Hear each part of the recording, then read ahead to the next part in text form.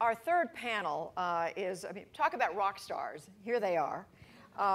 These individuals before you are some of the very, very brightest lights in the country when it comes to thinking about education and the role that education plays in shaping this country and shaping the future of this country. And I would just say, to connect what we're talking about back to the Annenbergs, we know the Annenbergs not only, as we heard a few minutes ago, made a tremendous contribution to arts education. They, of course, also made they gave generously and magnanimously to education across the board. And so this is another area of great interest to Lee and to Walter Annenberg. So let's meet these individuals who truly need no introduction, but I will tell you who they are. On the far left, as you see us, is Michael Lomax, who's the president of the United Negro College Fund. To his, yes, let's give him a hand. Appreciate it. To his left, as we face you, the mayor of a small town about, I don't know, how many miles is it from west of where we are, Mr. Mayor? About 100 or so. Mayor Antonio Villaraigosa of Los Angeles, a city of 4 million people, in a metropolitan area of 18 million. To my left, to your right, as you see, John Legend, the renowned musician, songwriter, who will be performing this evening. Yeah. Cool. And finally, last but not least at all, Maria Clave, who is the president of another amazing institution of higher learning in the state of California, Harvey Mudd College. Oh, right. Maria Clave. So we begin with another question that grows out of the Sunnylands Declaration of Trust, and that is how educational institutions can better serve the public and the public good. I've talked with each one of you on the telephone the last few days. You've each talked to me about your passion for improving education in this country. I just want to start by asking, clearly this is a country with some of the finest schools, the finest universities in the world. We've referred to it this morning. We all know it's true. Many students, many young people are coming out of these schools, and they're going out there, they're going on to college, they're going on to make a difference in the world. They are going to make this a better place to live. But let me start with you, Mayor Villaraigosa. Who are we leaving out? We clearly are doing a good job with many, many young people in this country, but not everyone. Who's left out of this? Well, first and of all, why are they being left out? let me say I went to another great university. Oh, here we go. The University of California at Los Angeles, UCLA. Where Ann Philbin, of course. Yes, where Ann Philbin works. And look, one of the great things about California overall is that we have a Stanford and a Berkeley and a Caltech and a USC and a UCLA and a Harvey Mudd and the Claremont colleges. And the fact that this is a state that has invested for generations now in our institutions of public learning. When I was going to school in the 1960s, we had the best schools in the United States of America. People came to California for those schools. Our standards, our excellence was without peer. We were also in the top 5 in per pupil spending back then. We were investing in our schools. We're not investing in our schools in the way that we used to, particularly in K through 12. When you look at 2025, by the year 2025, we're going to be 1 million down in the number of college graduates that we need. And from my vantage point, that means that we're not going to be able to compete. You know, you heard Secretary Perry and Schultz talk about that America's not in decline, and I agree with that, by the way.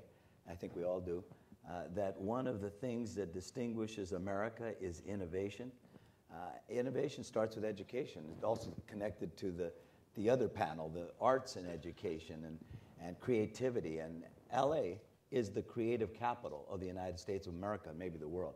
So what do we need to do to fix these schools, and what do we need to do to really send home the message that if America is going to continue its preeminence in the world, we've got to invest in K through 12.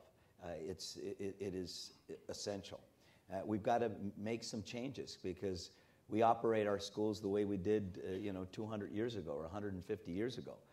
We've got to address the fact that the most important thing that goes on in our schools it starts at home with parents. And so you got to get parents in front of the movement to reform our schools. But you also got to get teachers in front of that movement as well. And I hope to talk a little bit about multiple measures of evaluation, what we do to create and develop and nurture highly effective and effective teachers, what we need to do to address a broken system where seniority and tenure drive every single decision that goes on in our schools, and excellence and performance are not really taken into account at all. Well, you've touched on so many of the things that we do want to try to cover in the hour that we have with all of you. John Legend, I want to ask you that same question. What are we missing? But incorporate into your answer what you said to me about why you are so passionate. I mean, you've got a career of your own, but you've carved out a huge chunk of your time to work on education. Why? Well, we have a poverty problem in this country, and we have an economic mobility problem in this country. So we've always believed in the American dream. I was raised to believe in the American dream. I was inspired by people who fought for justice and equality and equal opportunity. But unfortunately, if you're born poor in this country right now, the chances are you're going to go to a bad school, and you're going to grow up poor, and your kids are going to grow up poor.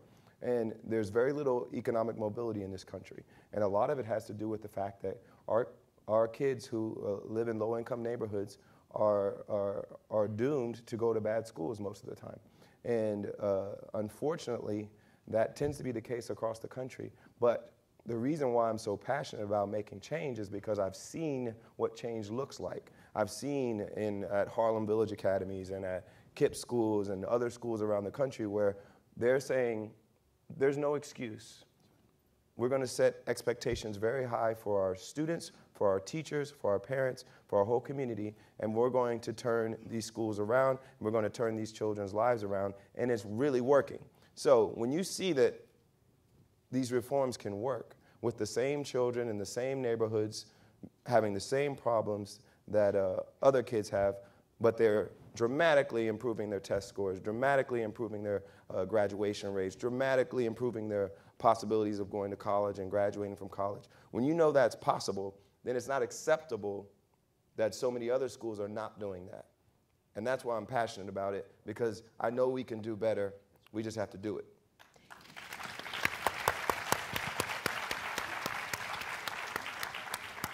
And Maria Clave, if it's possible, why aren't we doing it? What have we been missing? And I know the conversation goes on and on, but what have we dropped the ball? Where have we dropped the ball? So I think one of the biggest things that goes wrong here is, number one, we don't value our teachers. And I want to play off what the mayor said, that I completely agree with them. We're not rewarding people for being committed and doing it well. But the second thing is that for some reason in our culture, there are certain things that it's okay to say that you're bad at that is just ridiculous. So I'm a mathematician, and I often am doing mathematics on the airplane. And somebody sits next to me and they say, "What are you doing?" And I said, "I'm doing mathematics." And they say, with pride, "I was never any good at mathematics." And I'm going like, what? You think it's okay to say that? And, That's true. the first thing this country needs to change is to understand that, just like I happen to be very uncoordinated. And so for me, learning any kind of sport is really hard. But I know if I work hard at it, if I have a good teacher, I persist, I'll be good at it. Math is just the same. Some people learn faster, some people learn slower, but anyone who's persistent, who has encouragement from their parents or their peers, and who has a good teacher is going to succeed. So changing that cultural belief, really believing, it's really what you said about the KIPP schools, the Harlem Village Academy. When you put children and their parents and their teachers all in a situation where we say, you're going to work hard, you're going to learn, and you're going to succeed, it changes the world. And, I just want to mention a couple of wonderful institutions that I and Harvey, my college, are engaged with. One of them is Math for America, which was started by Jim Simons in New York City. What's the name of it? I'm sorry. Math for America. Math for America. Started by Jim Simons in New York City, has about 400 math teachers in New York City who are being supported, given career development, really trying to change the culture. Public school teachers. Public schools, together with Max Nikias. We started Math for America in Los Angeles about 4 years ago now, and we now have about 50 teachers in the schools, mostly in LAUSD, and it's one of the best programs I've ever seen. So that's one I want to mention. The other one thing I want to mention is technology can make a difference. And I know people have been saying this forever. They kept on saying, okay, you put TVs in the classroom, make a difference. Put computers in the classroom, makes a difference. Put the internet in the classroom, makes a difference. Nothing happens. But we are on the cusp of actually being able to use technology to help with K-12 education, to help teachers become better, to help students do better. And I'm happy to say that Sunnylands is actually organizing a retreat at the end of April on using technology to improve math education, and I'm one of the organizers, together with Jeff and Robin Kramer and folks from the Gates Foundation and so on. We're really excited about it.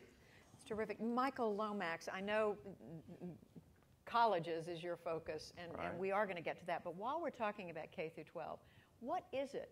I mean, why is it that we haven't, after all these years of trying, haven't been able to reach those students who are missing out on this amazing education that this country has to offer for Well, because we're not trying hard enough. And, you know, I think it's interesting that the point of view being expressed by this panel that children can learn if given the opportunity was not the prevailing point of view when I grew up in Los Angeles and attended public schools here. As an African American, the expectation was that I would not achieve academically, and the expectation further was that you know, it wasn't the school's responsibility, it wasn't to teach, it was the student's responsibility on his own to learn, and some kids had greater aptitude than others. We have a very different attitude toward that. We believe all children can learn. We don't think race makes a difference. We don't think that zip code makes a difference. And I want to say that a lot of that goes back to the Annenbergs. You know, we take for granted today that philanthropists will invest in education, transformation, and reform. You know, and you have great philanthropists here in California. Eli Broad, the Fisher family, to name two. High net worth individuals give and give significantly.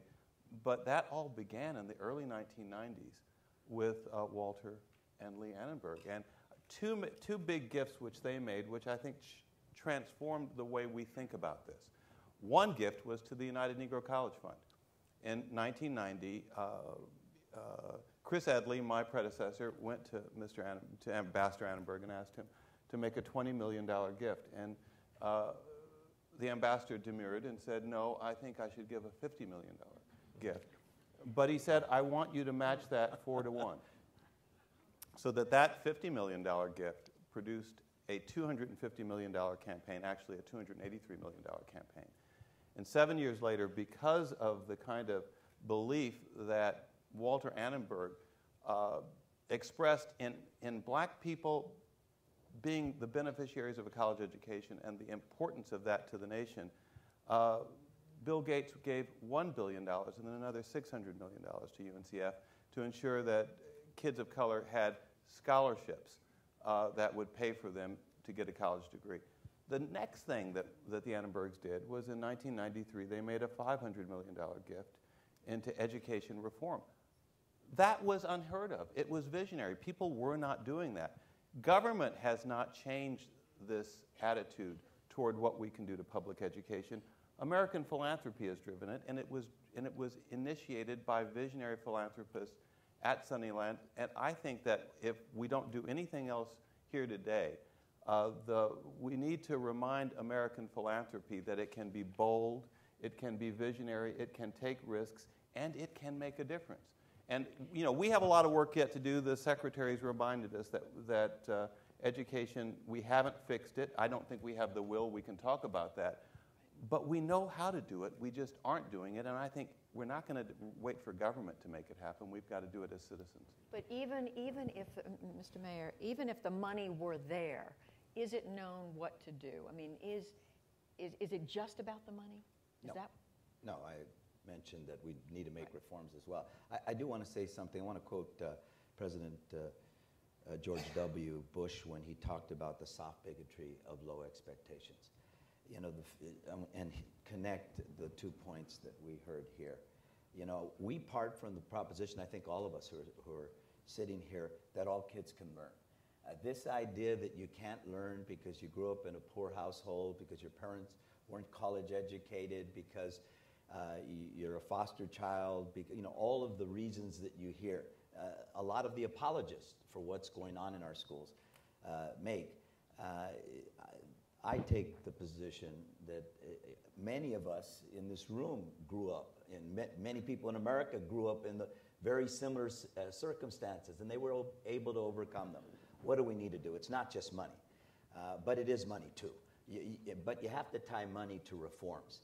In this state, we're virtually at the bottom of every indicia.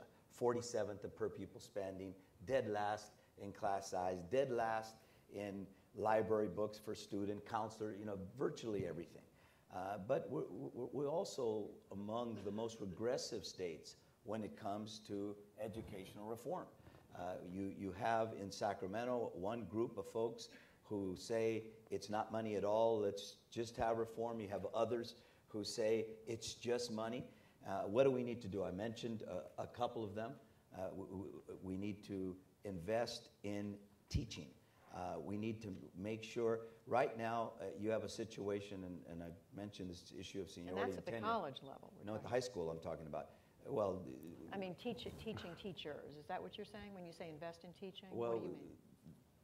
The colleges need to do a better job of preparing our teachers. There's no question about that.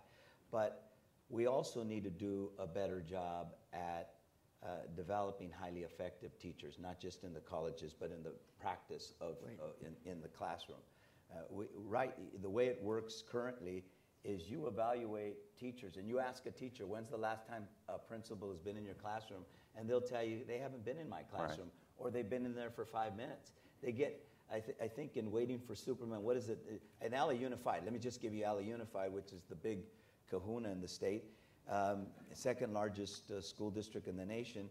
About 97% of the people get a satisfactory evaluation. And the vast majority of them will tell you that nobody's ever been in their classroom to evaluate them. So we need to we need to do a number of things. We need to evaluate our teachers through in-class observation. We need to evaluate them where the students started when they got there and where they ended, student growth over time. We need to evaluate teachers by how they're contributing to the school community. And we need to have students evaluate teachers, because all the studies will tell you that students know very well who are the successful teachers. You ask a student, how come they show up in their first period class but not their second period? Well, the answer is because the teacher in that classroom is really focused on education, and the other one's, putting a video on, or, But if you assume, well, go ahead. Well, I just wanted to say it's more than evaluation. You have to provide professional development. Yes. Because what we see is that when teachers go into the classroom, particularly math and science teachers, they mostly half quit in their first 3 years, because it's really hard and nobody's giving them constructive feedback. And who should be doing that? Well, Maths for America, we provide professional development. And, one of the things that I know a number of the colleges who do, we don't actually educate teachers. We happen to be in this because we're an undergraduate science and engineering school, but we're very interested in professional development for math and science teachers because we want to get better students coming into college. So one of the things that I think both school districts should be providing, and universities that graduate teachers, like, for instance, the University of Southern California or Clement Graduate University, is ongoing professional development for the first 3 or 4 years in the classroom, because that's how you can take somebody who has all the passion and ambition to be a great teacher and help them become one, instead of just letting them sink. So I think we have to start with the understanding. I think everybody here is kind of saying it, but we have to start with the understanding that the teachers, the individuals standing in front of the students every day are the most important factor in making sure that school is successful. So if you start with that and you say, well, my priority should be to get the best people in front of these young people and then make sure that those best people are developed in the best way. So if you start with that, then you start to answer a lot of questions. But the problem is, one, we have to make teaching attractive enough so we can attract some of our best and brightest people to divert them from doing other things. And then once they get there, the system needs to reward excellence. I think DC is doing a very good job of that right now. They passed some reforms that say, you know, we're going to evaluate student progress and say, you know, and rank them more than just satisfactory or unsatisfactory, but rank them on a very more informative and data-driven way, and say we're going to compensate the teachers that are doing a great job. We're going to counsel out the bottom whatever percent, 5 or 10%, and then say to the ones in the middle, let's work on ways for you to get better. Right. And if we go into it with the understanding that these teachers are so important to the mission of the school that we can't afford to have any bad teachers in any classroom, no student can afford to have a bad teacher for a whole year. No one can. If we start with that, then we'll be on our way. And which raises several interesting, important questions. Michael Lomax, are teachers, and I think you've said this, you've all said this, are teachers being rewarded in a way that makes them want to do what we're asking them to do? We know many of them come into the profession dedicated and wanting to help kids, and as we heard Maria say, they get discouraged because it's tough. You know, I clearly a lot of them come into it because they're dedicated and they want to make a difference. But we haven't until quite recently begun to attract the best and the brightest back into our classrooms. And you know, as the economy has opened up and opportunities, particularly for women who were the primary teachers for generations, the best and the brightest and the most ambitious have gone into other arenas. And we have discouraged some of the most exciting pipelines of new teachers. John and I serve on the board of Teach for America, which has made teaching and service something which is attractive to the very best of our college students. And what Teach for America has faced in traditional schools has been obstruction. They haven't asked, how do we keep these students here, these teachers here? They've said, you know, they're not really well prepared. In fact, they are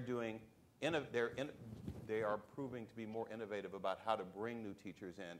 And the greatest innovations that are occurring in schools, whether it's in Washington, D.C., or in charter schools, those are innovations which are being developed and introduced by Teach for America alums. So I think that, you know, we know what to do. We're seeing evidence in charter schools and Teach for America of what can be done. We're just not putting the will behind it. Why aren't we? Where's the resistance? The resistance is the status quo. You know, it's people protecting what they have. And who are those people? Well, it is traditional public schools that are saying, you know, it is. I think you'd have to say that it's organized labor as well, and the teachers' unions. They're saying, look, you know, we should pay on the basis of how long I've been in the classroom, not on the results that I'm producing with kids. Yeah, is it that simple? I mean, it's a number of factors. I mean, it's all of us. You know, we've got to. It takes a village. We all have to get behind improving our schools. There's no question. It's parents. There's no question that, you know, my mother read Shakespeare to her kids. We grew up, and I went to high school. I was a high school dropout. I was kicked out of school before that. When I went to a public high school, even though I'd come from a college prep Catholic school, they put me in basic remedial classes. I dropped out. I had a great mom and a great teacher who turned my life around, and that's why I'm passionate about these schools and believe these kids can learn.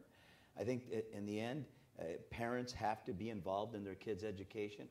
In my schools, I took on the lowest performing schools in Los Angeles, the most violent schools in Watts, downtown, and on the east side. And I said, you know, we're going to show that these kids can learn.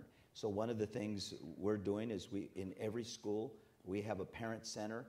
We engage parents to be involved in their schools. They have to do a parent compact, even though they're public schools.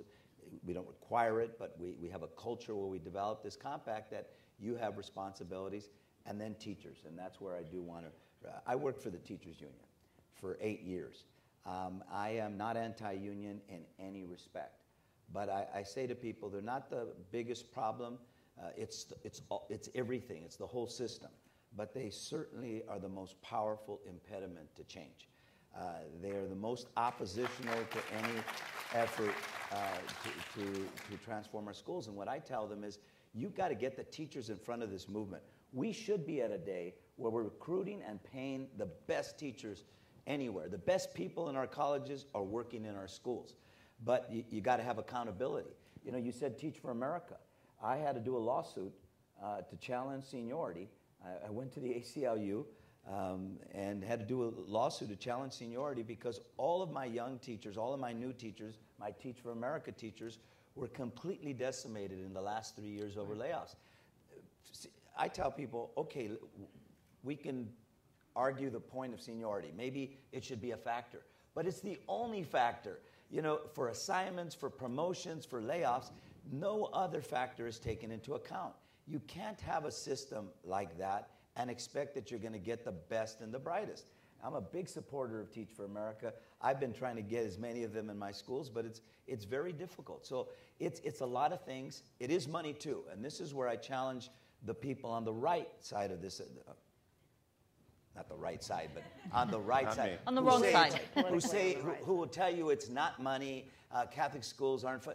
It's money too. My daughter went to Marlboro, probably the best girls' school in LA and among the best in the country. It cost $26,000. You know, the most of us put our kids in the best schools that we can, and many of them are private, and they cost a lot of money. So, you know, the charter schools that we have are also schools that we're funding philanthropically in addition to the ADA they're receiving. So I believe that we have to find a common ground where we say we're going to make reforms, but we're going to tie those reforms to more investment in our schools. And I believe in blended learning, by the way, and I think you're absolutely right. We do ST Math in our schools, and we're using blended learning. What is ST Math? ST Math is a computer. She could tell you better, but it's a technology that allows kids to learn at their own level. And in my schools, where I have so many kids at the bottom, you know, it allows them to catch up on their own, and it's a great innovation that also compensates for the fact that some of our teachers aren't very strong in math. Can you solve this unless you figure out the role of the teachers union and get beyond that? I mean, can you make progress? We have to overcome some of these collective bargaining agreements that have been put in place that don't value effectiveness. They value seniority. It's simple as that. We cannot make all the progress we need to make unless we have rules in place that make it so that a principal can hire, develop, and fire teachers based on how they're doing with the students. If we can't do that, then we can talk around this problem all we want, but we will not have quality teachers in every classroom. And if we don't, then there's no way that we can guarantee that kids are going to learn. How do you do that? And from your perspective, Maria, how do you do that and continue to draw the best and the brightest into the profession of education? I'm completely, I agree with everyone here. We have to find a way to get teacher unions in partnership to do this. And one of the things I'm proud of with Math for America, both in New York City and in Los Angeles, is that we have the support of UTLA here. Randy Weingarten is on the board of Math for America. And the reason we do it is because we are bringing in additional philanthropic resources. I mean, it's back to what Michael was saying.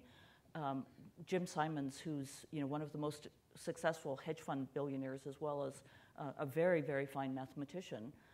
What we do is we pay the teachers extra to get the career development. Now, it's not cheap, but because we are actually adding resources into the system, we've had the support of the unions. And so, I completely agree. If you can't measure effectiveness and reward for effectiveness and help improve teachers who are being less effective and make them more effective, if you don't have any mechanisms to do that, given that teachers are the most important part of the equation, which I totally believe, we're not going to solve this problem. So I think the critical thing is to combine ways to give teachers greater rewards, allow every teacher in the classroom today to become better. Evaluate them, yes, but allow them to become better. Provide things like blended learning, because, you know, I'll just tell you an anecdote about a young faculty member at Harvey Mudd College. His name is Darryl Young, and he's in our math department. He got tenure. What did he decide to do with his sabbatical, the year that you have after tenure? He decided to qualify to teach in high school. Wow. And he went to Helen Bernstein, which is one of LAUSD's troubled, but they're all troubled high Named schools. after a great reform leader by union Yes, leader, I know by- that. He chose that because there were 3 Math for America fellows who were going to be in that school. And he said, how can I be in charge of doing teacher development for this program unless I have that experience of teaching those students? And he wrote something called Professor to Teacher, a blog, for his entire year. I've got to say, it made me cry.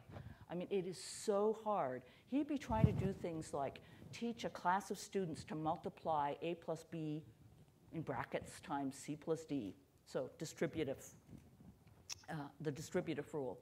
But, I mean, there were numbers for those A's, B's, C's, and D's. And he had kids in that class, this was, say, a 10th grade class, who didn't know the multiplication tables. I mean, he had kids who couldn't add fractions. He had kids who didn't know decimals. And, you know... How did he deal with that? Well, basically what he tried to do was develop frameworks and you know, scaffolding for the students. So for the students that didn't know the multiplication tables, he'd print out the multiplication tables and put them in front of them so that they could do that. For the ones that didn't know something else, he would give them a tool that would help them. He's one of the best teachers I've ever seen in my life. You know, what he said was for the first 4 months, he couldn't establish enough rapport with the students that they would trust him to learn from him. And it was only after he actually achieved that that he started to see learning goals. Well, you know, the whole thing about this blended learning is if you can actually be using some one-on-one computer-based learning and some team-based learning for students to fill in those skills they're missing, you can help a lot. You can also, I mean, one of the schools that I love that I just visited in East Los Angeles was a blended learning school where every subject is 2 hours. A teacher teaches a group of a third of the class for 45 minutes, or sorry, for 40 minutes. Another third of the class is doing a team-based project on computers, and another third of the class is doing 40 minutes one-on-one skills development with the computers, and they rotate every 40 minutes. It's amazing. And that's the key, because the criticism and from some, particularly from teachers and some educators about blended learning is that it's just, you know, that the key, if the key Make is a sure teacher... everybody here understands what blended learning, what do we mean by blended learning? By blended learning, what's going on is you have a teacher in the classroom who's teaching face-to-face part of the time. In fact, the teacher is usually teaching face-to-face a lot of the time. Right. But you have students at the same time, they'll be in different groups who are working on the computer, doing, you know, learning about fractions. I mean, they could be in Algebra 1 or Algebra 2, but they've got all these gaps, so they're filling in those gaps. And they're also usually doing some mix of projects on computers with, you know, writing and notebooks and so on. But, you know, that we have a lot of these innovations, and I think we know what to do. The question is, are we going to be permitted to do that? This is going to be hard work, and it's going to take a lot of time. And we have schools that are doing this work, and they're saying, I need more time to do it. I need a longer school day. I need a longer school week. I need a longer school year. And so what we've got to do is to remove some of these barriers. And one of those is obviously to get good support from the unions and organized labor to make some of these changes. But the other is if you're going to do that, you've got to pay teachers more, well, right? Part of it will be compensating outstanding teachers more for the outstanding work that they do, and it would also be making sure that we don't have bad teachers in the classroom. One of the ways, I think one of the other levers for this is to build greater consumer awareness and knowledge among the people who make the decisions about what school the kids go to, and that is parents. Turn them into smart shoppers. And you turn them into smart shoppers by giving them choices. And that means that they don't just have to send their kid to the bad neighborhood school, which is down the block. They have the choice of sending their child to the school which is the best for them, whether it's a charter or a traditional school. So I would say that the other big thing that we've got to focus on is building real consumer knowledge among parents and then giving them the opportunity to make a choice about where they choose to send their child to school. And what happens to that bad school that they didn't choose? And because some well, kids what is happening in a lot of communities is they're shutting it down and they're reconstituting it. We got to close them down if they're not working. Look, in LA Unified, in the last 6 years, we've doubled the number of charters. And they're creating a choice and competition in our school district. My partnership schools, 18,000 kids, 21 schools in the toughest parts of the city. We're showing these kids can learn. So what's happening now, there's more choice and competition, but importantly, the way to ensure that is if a school is failing and repeatedly failing for years, you ought to close it down. And under Leave No Child Behind, you have the opportunity to do that. And from my vantage point, that's the key. We can't allow schools that fail, that have dropout rates of upwards of 60%. They're scoring at the bottom, 20 percentile, and say it's okay. Those aren't schools; those are warehouses. That's right. Well, those are prison. They're dropout factories, and those are prison feeders. So, John Legend, how do you see this idea of choice? Yes, choice is great, but how do you make sure all schools are desirable? That you don't have schools that people don't want to send their kids to? Well, I agree with the mayor. You have to shut some of them down. There are also some great organizations that do turnarounds. That's right. So we don't have to have any loyalty to the infrastructure of that school. We can have a new organization come in and flip it.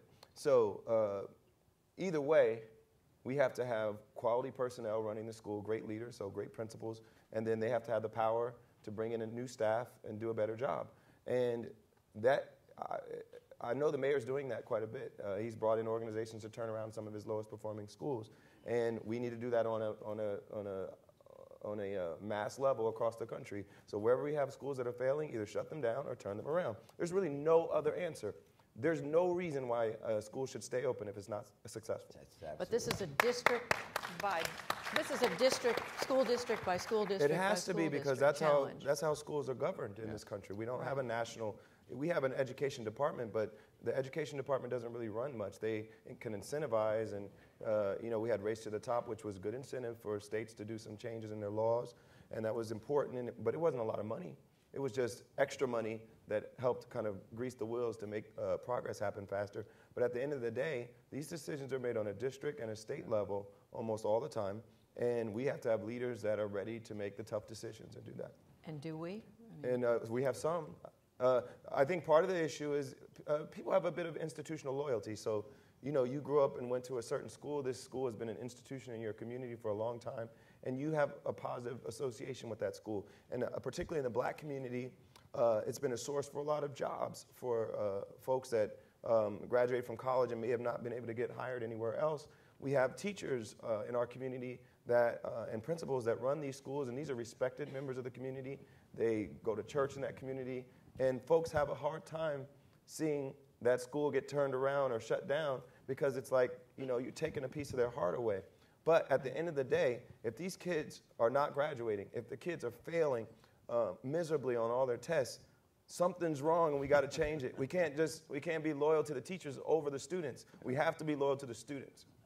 All right, Maria, yeah. So I'd like to focus on a piece that we haven't really talked about, that I talked a little bit about at the beginning, and it's on science and math education, because I think we are so much worse in science and math education than we are in literacy.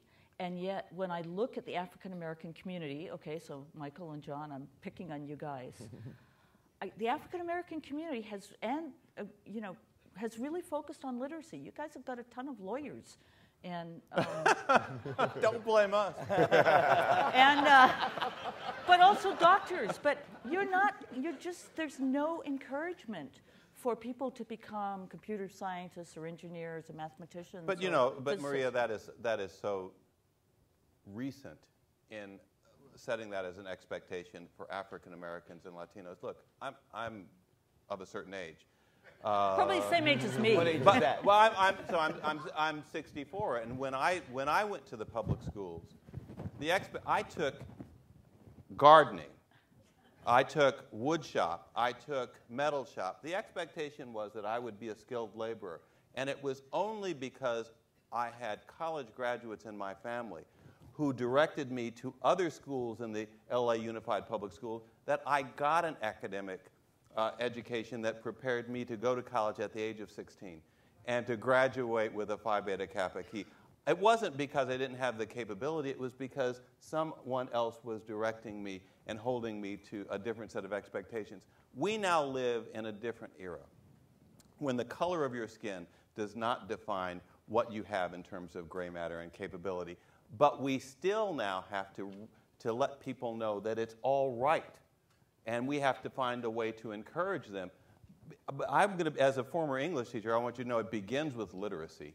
But it certainly has to move over into numeracy. And I think we have to begin to find ways to make it as cool to study math and science as it is to play basketball or to rap. Are we doing that? This question actually brings us to another issue.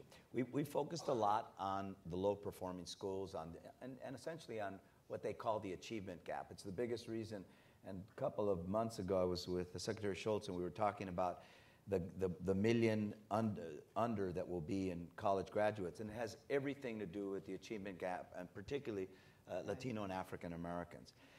But when Tom Friedman says that the world is flat and that we're not competing in science, math, and engineering, he's not just talking about the kids in the low-performing schools. Right. He's talking about our kids, all of our kids, everybody. We're not competing with China and Finland and Singapore in science, math, and engineering.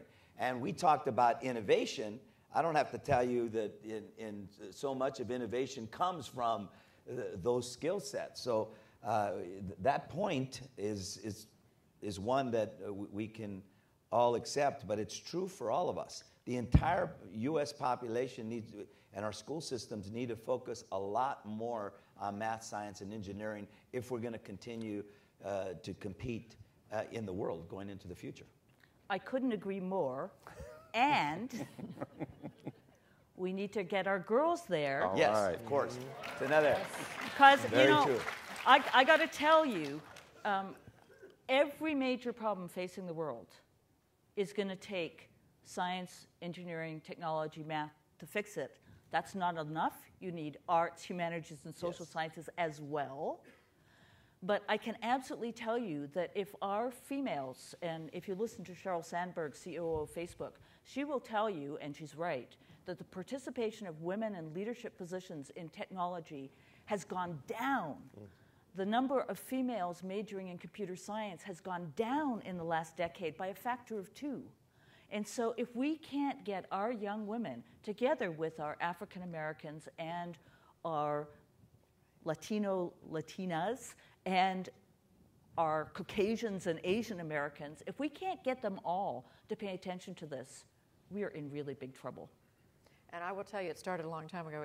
I've loved my career, but I was going to major in math until I had a professor who just thought women shouldn't be taking advanced math, shouldn't be taking calculus. And I turned in another direction as a result. Now, the world of math is a whole lot safer and better off because I didn't go in that direction. But just to wrap up here, what is your message to the audience? You've all been incredibly eloquent and passionate about this. What's the one message you'd like them to take away about what we've got to do when it comes to improving education in this country? We haven't touched a lot on higher ed. We know that's another subject for a giant conversation. What would you say, Michael Lomax? Well, I think the great innovations are occurring in K through 12. They're not happening in post-secondary right now. And so I think it's an extraordinary moment. I'd like to marry the passion of this panel with the passion of the previous panel.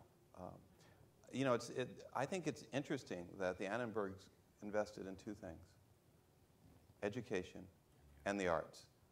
They both speak to the creative potential of the human being. And I think a lot of the philanthropists who are here, and just all of us, we believe in that so deeply. I'm excited as an Angelino to return to my community and to be able to walk into the Hammer or the LA County or now the Contemporary Art Museum and to see myself reflected in the works of artists of color. And if I were an elementary or middle school student today going into those museums for the first time, I think I would be going in from a school mayor which had very high expectations for me, which was challenging me to be absolutely the most expansive human being I could be, and that was reinforced not just in the classroom, but in the cultural institutions. And I think if we do that, we will inspire a generation to be more than the circumstances in which they are born. Maria Clave, message to the audience. I want every single person in this room, every single one of you, to believe that we can change the situation, to believe that our children in this country can be educated and who all of them can learn, to believe that every single one of you, no matter how old you are, you can be good at mathematics still. And for every single one of you, because you will meet young women, young African Americans, young Hispanics who doubt their ability. And you have no idea how much difference you can make by helping them believe in themselves, by helping teachers believe that they can make a difference, by helping the mayor that believe he can fix Los Angeles Unified School District. You got to believe, and you got to express that belief. You got to act on it, because Michael's totally right. This is up for us to do or not do, and if we don't do it, this country is in a mess. Right. Mayor, Mr. Mayor, your message? The message is it takes a village, and every one of us have to understand that this is the economic, the democratic, and the civil rights issue of our time. It is all about America being a more perfect union and being the opportunity America that we grew up in. And if you don't have an education, it will no longer continue to be. That means we all have to set the highest expectations and standards on our schools.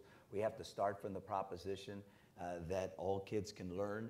We've got to hold our educational bureaucracy and our political establishment accountable for reform, but importantly for success.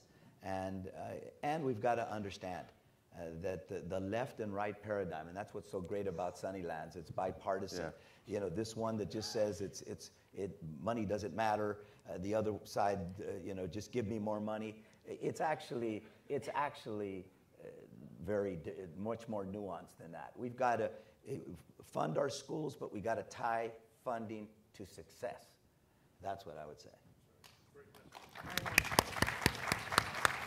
John Legend, you get the last one. A couple of things. I'm on the board of an organization called Stand for Children. One of the things they do is help to mobilize parents, funders, communities behind political reform in various states where they've established they've decided to move into certain states to work there and make political reform happen. So you have to understand, school boards, no one pays attention to school board elections. Stand for Children pays attention to them because they know how important they are to teacher policies, all these other things that we want to change. The folks that are determining them, you don't know the name of them. You don't know them. You really don't. And so Stand for Children is an organization that you all, if you have money to donate, you should donate to an organization like that, because what they're doing is saying, we're going to visit the state senate, we're going to visit the state reps, and make sure these folks know that we're paying attention to what they do regarding education. Make sure the schools are accountable for results. Make sure we have policies in place that get rid of things like last in, first out, and these archaic tenure rules, all these things that are impeding progress.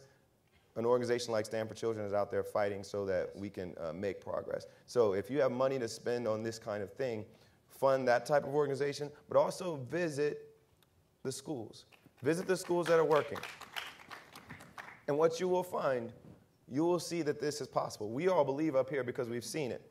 But I want you to all visit a school so you know that this is possible. It's not a pipe dream. This is not a fantasy.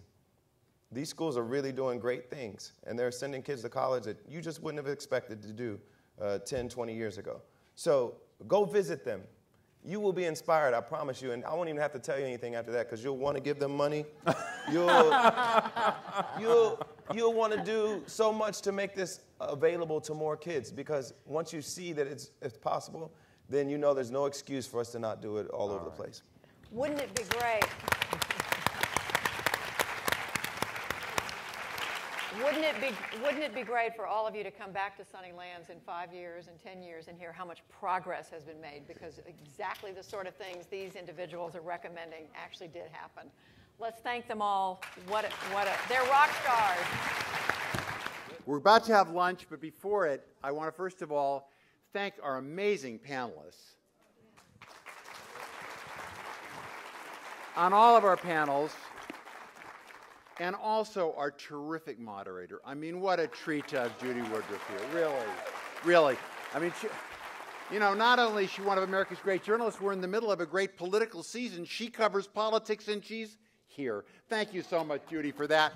And, George Shultz said that what the Annenbergs wanted to do at Sunnylands was to have great and sparkling conversations, and what could reflect that more than the three panels we've had this morning? Great and sparkling presentations. And for those of you who've wondered, Bill Perry has promised me that the Perry Schultz Show is so good it's going to go on the road. A next career for George Shultz and Bill Perry. We have one last thing before lunch that we want to show you. The Secretary of State has recorded a message for us to see about the importance of Sunnylands. So we're going to roll that message, and then we're going to go have lunch and continue with a terrific conversation over lunch with the former ambassador to the Court of St. James, Bob Tuttle, the terrific current chief of protocol for the United States government, who's here at an amazing moment in her own life and the life of this country, and it'll be moderated by the wonderful journalist, Cindy Kennard. But first, let's watch this film. Hello, everyone. I am delighted to be able to speak to you as you celebrate the opening of such an important institution. I remember Sunnylands fondly. And now that it's winter in Washington, my memories have even grown more fond. For nearly 50 years, American presidents and global leaders from nearly every discipline have found an oasis at Sunnylands. And today, because of the generosity and the foresight of Walter and Leonore Annenberg, our nation will inherit Sunnylands as a place where global leaders can gather, shielded from the noise of the rest of the world, and work toward building better governments, stronger institutions, and a more peaceful world. You know so well that the Annenbergs were devoted philanthropists. They gave selflessly and thought carefully about how best to use their wealth to promote a greater good. In leaving behind Sunnylands, Walter and Leonore helped to create a Camp David of the West. Today, thanks to the help of my friend, Jeffrey Cowan, Walter and Leonore's wish is becoming their legacy. I am confident that Sunnylands will emerge as the kind of venue that the Annenbergs wanted it to be, a place that will host discussions on the most pressing issues of our time and will serve as a platform for promoting peace and understanding. I wish all of you a wonderful weekend at Sunnylands. I'm looking forward to coming back for a visit someday. And I can imagine that Walter and Lee will be kind of in the background, watching everything that's going on and taking such great pleasure that their love of this country and their commitment to the greater good has gone on and on for times to come. Thank you all very much.